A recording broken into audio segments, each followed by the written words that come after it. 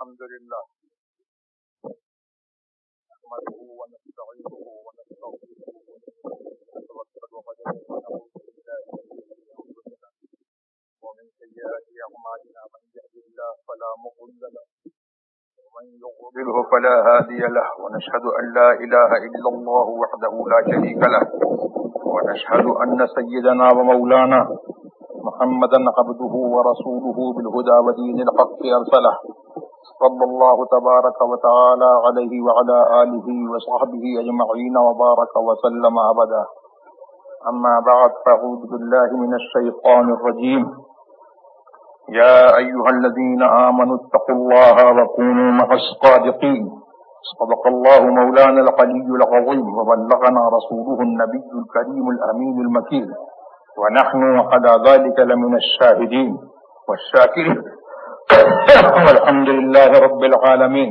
غوث اعظم بمنے بے سر و ساما مدد قبلہ ایمی مدد کعبہ ایما مدد انتظار کرم تست منی عینی را اے خدا جویو خدا بینو خدا داں مدد.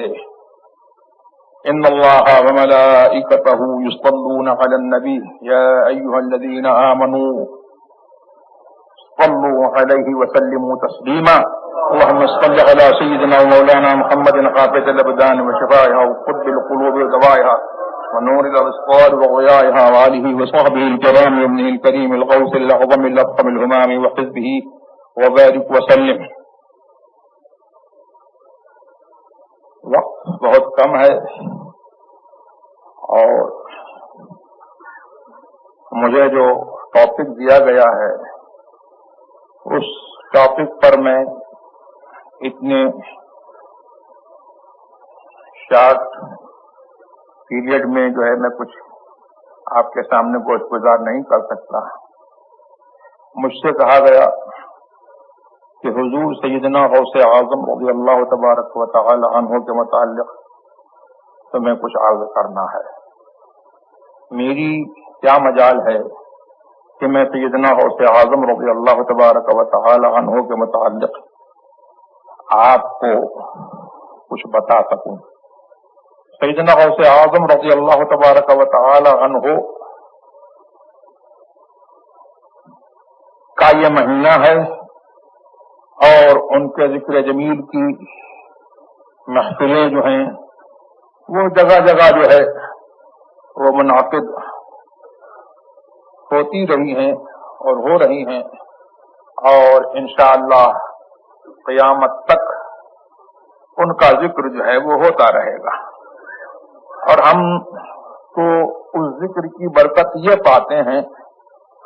کہ تھوڑی دیر جو ہے ہم ان کا نام لے لیتے ہیں تو ہماری یہ دنیا کے کاروبار جو ہے وہ انہی کے صدقے میں اور ان کا نام لینے کے صدقے میں جو ہے دنیا کے کاروبار جو ہے وہ چل رہے ہیں. اور یہ ساری دنیا جو ہے وہ انہی اولیاء کرام رضوان اللہ تبارک و تعالی علیہم اجمعین کے تصرفات اور ان کی روحانیت کے طفیل میں جو ہے یہ دنیا جو ہے وہ قائم ہے اور جب تک خدا چاہے گا وہ قائم رہے گی اور ان کے نام لیوا جو ہے وہ رہیں گے قائم رہیں گے. ان کا نام لینے کا جو ہے وہ صحیح فائدہ ان کا کیا مرتبہ ہے اس کے پیچھے اگر ہم پڑھیں گے تو ہم تھک جائیں گے لیکن ہم ان کا مرتبہ جو ہے نہیں پا سکتے. بتانا بڑی بات ہے ہم ان کا مرتبہ پا نہیں سکتے. اور بس اتنا میں آپ کو عرض کر دوں کہ اگر دنیا میں جتنے سمندر ہیں ان کی روشنائی بنا لیجئے اور سارے پیڑ جو ہیں ان کو کاٹ کر کے سب کو قلم بنا لیجئے. اور غوث پاک تو بہت بڑے ہیں. غوث پاک رضی اللہ تبارک و تعالی عنہ سے بہت نیچے اگر کسی اللہ کے ولی کی آپ جو ہے منقبت اور اس کی تعریف جو ہے لکھنے جائیے گا تو یہ سارے ساز و سامان، سمندر اور روشنائیاں اور قلم، یہ سب ختم ہو جائیں گے، لیکن اس ولی کی جو ہے اس کی ولی کا مرتبہ اور اس کی تعریف جو ہے وہ ختم نہیں ہو سکے گی۔ میں نہیں کہتا ہوں، یہ قرآن کریم کا ارشاد ہے، اور قرآن کریم نے جو ہے اپنے حبیب محمد الرسول اللہ صلی اللہ تبارک و تعالی علیہ وسلم سے ارشاد فرمایا کہ تم فرما دو کہ میرا نام لینے والوں کی، جو میرا نام لے کر کے جو ہے کلمۃ اللہ بن گئے، ان کی یہ شان ہے کہ قل لو كان البحر مدادا لكلمات ربي لنفد البحر قبل ان تنفد كلمات ربي ولو جئنا بمثله مددا۔ اے محبوب تم فرما دو، اگر میرے رب کے کلمات کے لیے یہ سمندر جو ہے روشنائی ہو جائے تو سمندر جو ہے فنا ہو جائے گا، اور اللہ کے کلمات جو ہے وہ فنا نہیں ہوں گے۔ تو یہ تو، اور دیکھو ایک ولی کی شان جو ہے وہ کیا ہے، بخاری شریف کی حدیث ہے کہ اولیائی تحت قبائی لا یعرفہم سوائی، میرے اولیاء جو ہے وہ میری چادر عظمت کے نیچے ڈھکے ہوئے ہیں، میں نے ان کو اپنی عظمت کی چادر اٹھا دی ہے اور ایسا ڈھک دیا ہے کہ میں جانتا ہوں، میرے سوا کوئی نہیں جانتا ہے کہ وہ کیا ہے۔ اور غوث اعظم کو ہم پیر دستگیر کہتے ہیں، سبحان اللہ۔ تو پیر دستگیر جو ہم کہتے ہیں تو ہم ان کی دستگیری جو ہے یہ ایسی چیز نہیں ہے کہ جس کو جو ہے وہ بتایا جائے، جس کا ڈھنڈورا پیٹا جائے، وہ دستگیری جو ہے وہ اسپریچولی جو ہے ہر شخص جو ہے ان کی دستگیری اور ان کی جو ہے مطلب کہ حمایت اور ان کی بیکنگ کو جو ہے ہر شخص جو ہے وہ دیکھتا ہے کہ وہ کیسی دستگیری فرماتے ہیں۔ ان کا خود ارشاد ہے کہ یدی علی مریدی کالسماء فی الارض، جس کے ہاتھ میں جو ہے، جس کا ہاتھ غوث اعظم کے ہاتھ میں پہنچ گیا، چاہے وہ ڈائریکٹ یا انڈائریکٹ لوگوں کے ذریعے سے یا خود جو ہے غوث اعظم نے جو ہے اس کا ہاتھ لے لیا، اللہ اکبر، تو اس کے لیے بشارت یہ ہے، فرماتے ہیں کہ میرا ہاتھ اس مرید کے اوپر ایسا ہے جیسے کہ آسمان زمین کے اوپر جو ہے چھایا ہوا ہے، ایسے میرا ہاتھ جو ہے وہ مرید کے اوپر چھایا ہوا ہے۔ اب مرید جو ہے وہ زمین پر رہے تو غوث اعظم کا ہاتھ اس کے اوپر ہے، قبر میں چلا جائے تو غوث اعظم کا ہاتھ اس کے اوپر ہے، اور قبر سے جب اٹھے گا تو غوث اعظم کے سائے کے تلے اٹھے گا، اور جنت میں جائے گا تو غوث اعظم کے سائے کے تلے رہے گا۔ تو یہ ہے ہم جو ہے، تو ان کے یاد کو جو ہے منانے کا اصل فائدہ یہ ہے کہ انہوں نے جس دین کو ہم تک اور آپ تک پہنچایا، اور جس دین کا آئیڈینٹیفیکیشن جو ہے آج مسلک اعلی حضرت کے نام سے ہوتا ہے،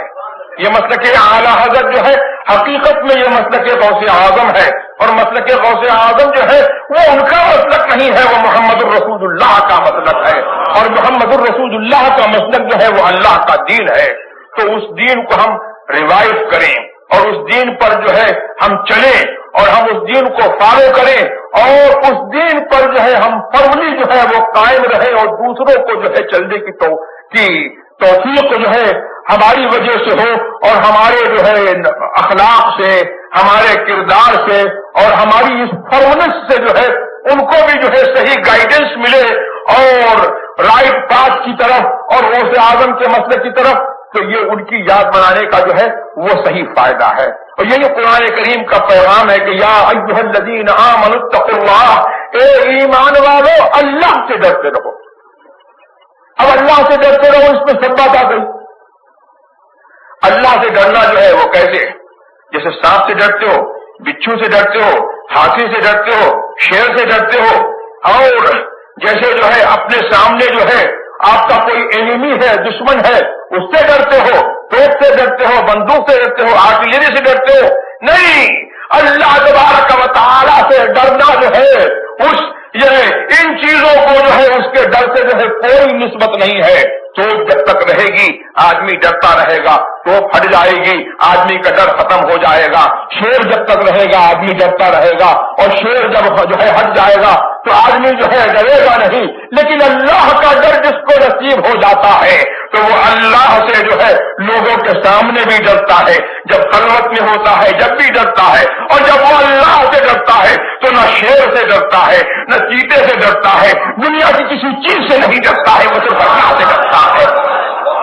اور جو اللہ سے ڈرتا ہے ہر چیز اس سے ڈرا کرتی ہے۔ اسی لیے تو اللہ اکبر ان اولیاء کرام کی اور غوث اعظم جو امام ہیں اولیاء کرام کے، ان کی صفت قرآن کریم نے بتائی، الا ان اولیاء اللہ لا خوف علیہم ولا هم یحزنون۔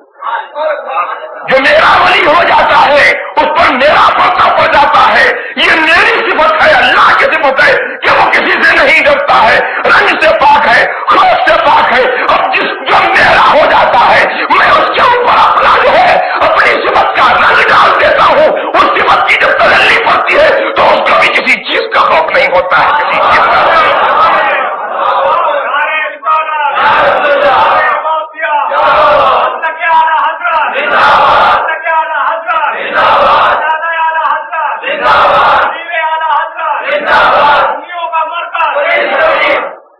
تو ہم کو جو ہے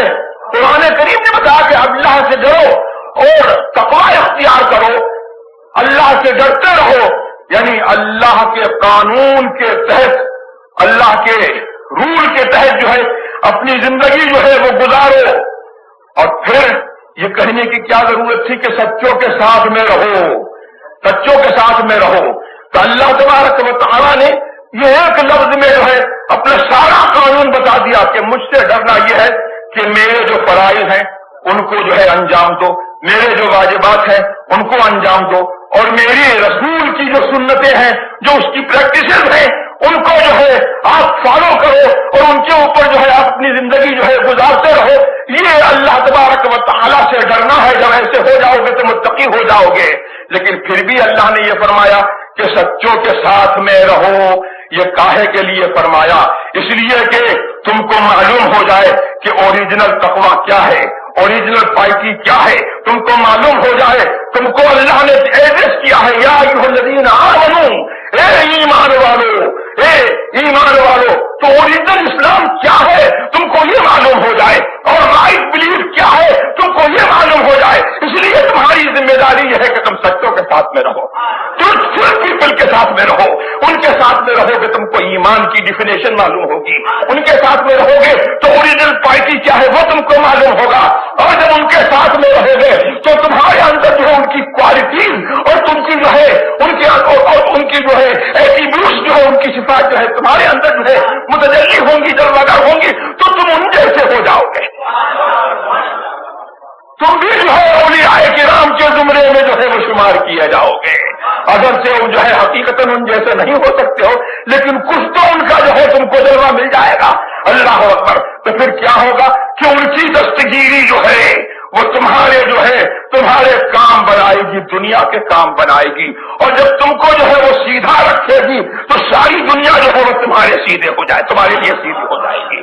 آج دنیا جو ہے وہ ہم سے کیوں ٹیڑھی ہے؟ اس لیے کہ ہم رسول کے اور غوث اعظم کے جو ہے مسلک پر اور ان کے جو ہے دین پر جو ہے ہم سختی سے قائم نہیں ہیں، ہم کچھ ٹیڑھے ہو گئے ہیں تو دنیا جو ہے وہ ہمارے لیے جو ہے ٹیڑھی ہو رہی ہے۔ اگر ہم جو ہے استقامت اختیار کریں، صرف ہم اتنا کر لیں کہ رسول کے مسلک پر آ جائیں، اللہ کے دین پر آ جائیں، اور غوث اعظم کا مسلک جو رسول اللہ کا مسلک ہے اور جو اعلیٰ حضرت کا مسلک ہے اس کو سچے طور پر جو ہے ہم اپنا لیں، تو یہ دنیا جو ہے وہ ہمارے لیے بنائی گئی ہے، کسی اور کے لیے نہیں بنائی گئی ہے۔